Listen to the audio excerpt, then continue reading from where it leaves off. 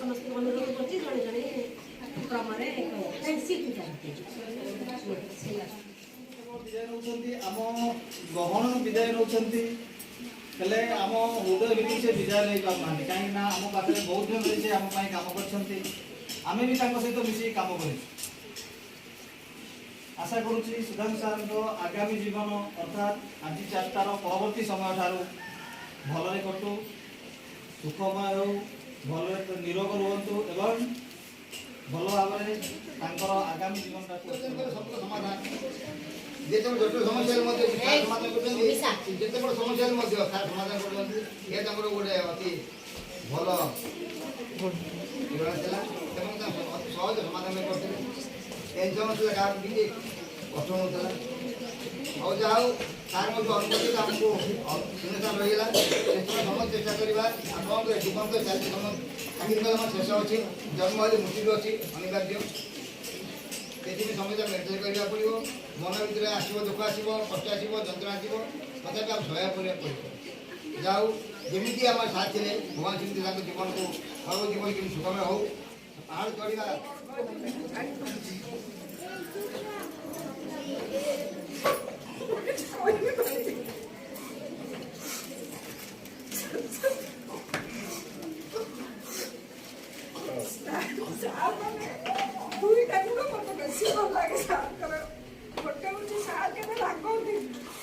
बहुत धैर्य सार जी जहाँ कहले भी सार मन पड़े समाधान उपकार सार उपकार करो साहय करो स्कूल सब क्षेत्र में साहाଯ୍य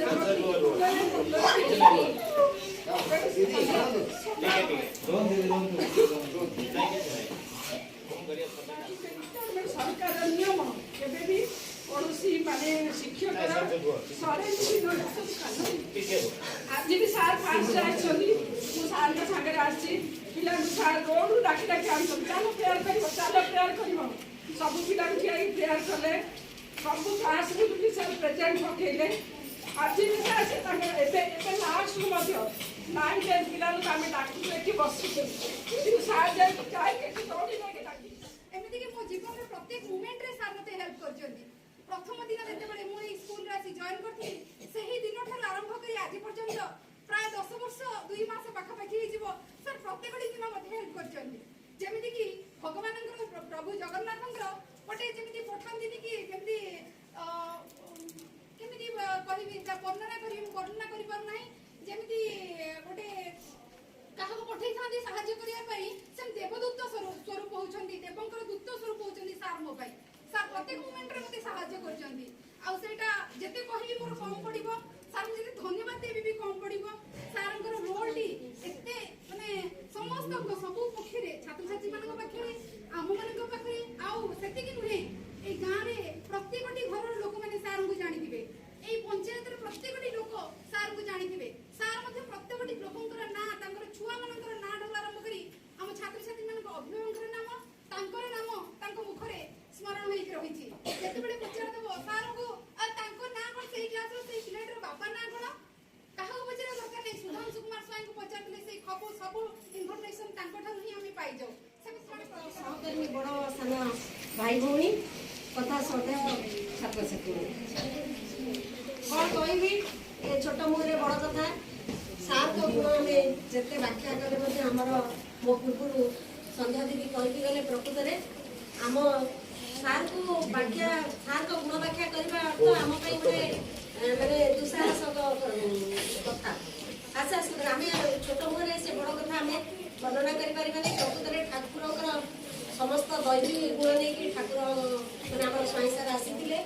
जाऊ मोर एति कहबार अच्छे पाखे जो भल भल गुण गुड़ाक अच्छी सी जो शिक्षा आमको देती किपरि जहाँ आम ग्रहण कर सारा जीवन आम जीवन में प्रतिफलित करवा सेटा ही हम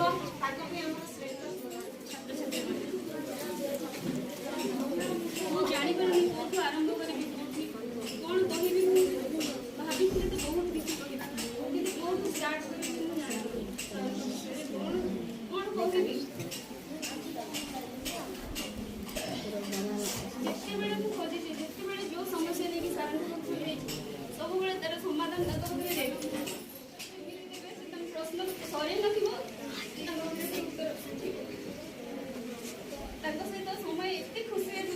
ଲାଗି ଯେମିତି ଆମେ ଡ୍ୟୁଟି କରିବାକୁ ଆସିନାହାନ୍ତି, ଲାଗି ଯେମିତି ଗୋଟେ ଉତ୍ସବକୁ ଆସିଛନ୍ତି। ଏତେ ଖୁସିରେ 10ଟାରୁ ଯାଇକି ଆମେ ଡ୍ୟୁଟି କରନ୍ତି ଜଣା ପଡ଼େ ନାହିଁ। ସେ ସବୁବେଳେ ସମସ୍ତେ ଆରେ ରୁକାଳିକା, ଆରେ ନିର, ତନ୍ୟା ସବୁବେଳେ ଡାକୁଥିଲେ। ଲାଗି ଯେମିତି ଚହଳ ବିଦ୍ୟାଳୟଟା ଗୋଟେ ଏକୁଟିଆ ବିଦ୍ୟାଳୟ।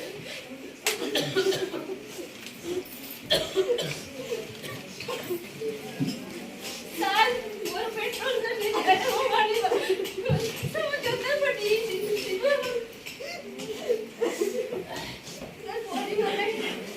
ଆଣିଦେବେ ତାକୁ ବ୍ୟସ୍ତ ହଉନି। ଭୋକ ଲାଗୁଛି ସାର୍, ଆପଣଲେ ଗୋଟେ କାଟିଦେବି କି?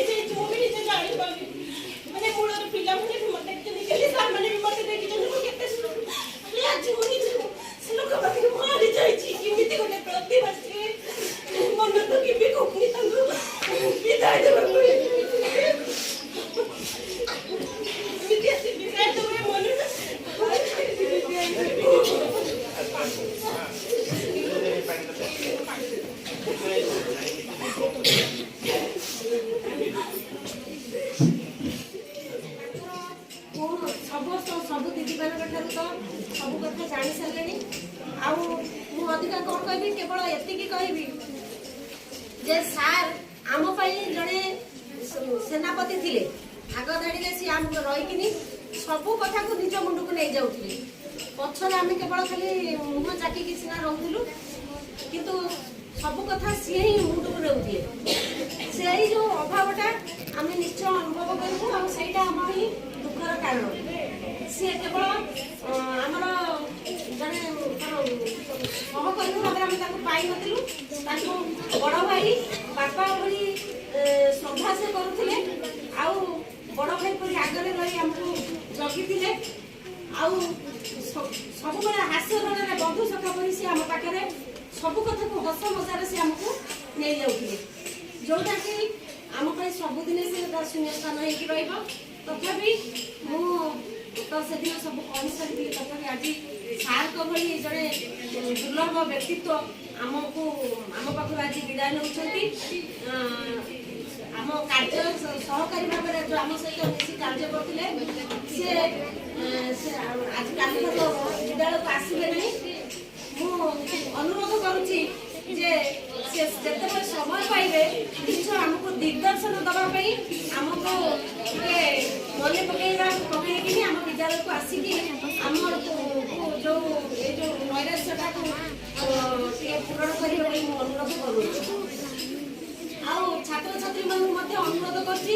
ସାର୍ ଯେଉଁ ଏତେ ବର୍ଷ ଧରି ଦୀର୍ଘ 35 ବର୍ଷ ଧରି ଯେଉଁ ଜୀବନବ୍ୟାପୀ ପ୍ରକ୍ରିୟା ତାଙ୍କର